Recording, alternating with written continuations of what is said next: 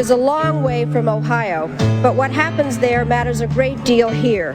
For the risk that the leaders of a rogue state will use nuclear, chemical, or biological weapons against us or our allies is the greatest security threat we face. And it is a threat against which we must and will stand firm.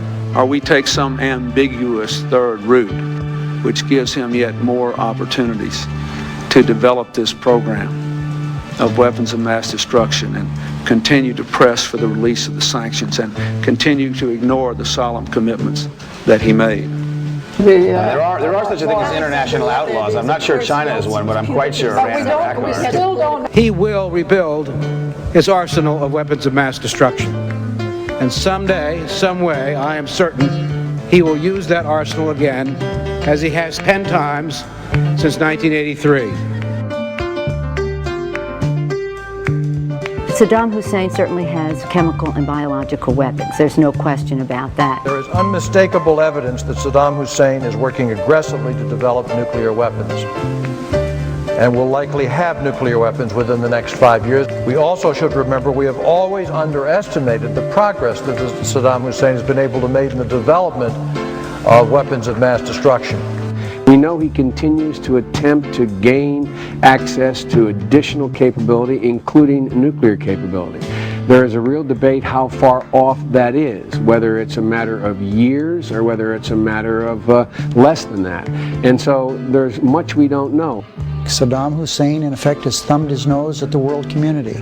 And I think that the president is approaching this in the right fashion. Do you believe we could have disarmament without regime change?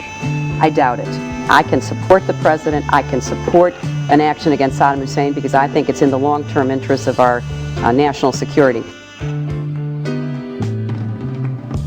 Serving on the Intelligence Committee and seeing day after day, week after week, briefings on Saddam's weapons of mass destruction and his plans on using those weapons, he cannot be allowed to have nuclear weapons. It's just that simple.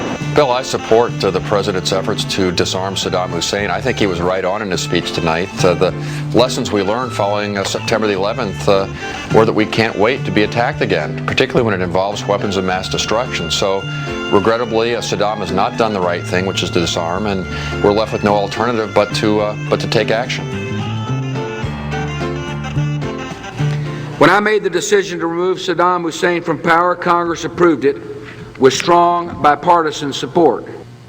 While it's perfectly legitimate to criticize my decision or the conduct of the war, it is deeply irresponsible to rewrite the history of how that war began. These critics are fully aware that a bipartisan Senate investigation found no evidence of political pressure to change the intelligence community's judgments related to Iraq's weapons programs.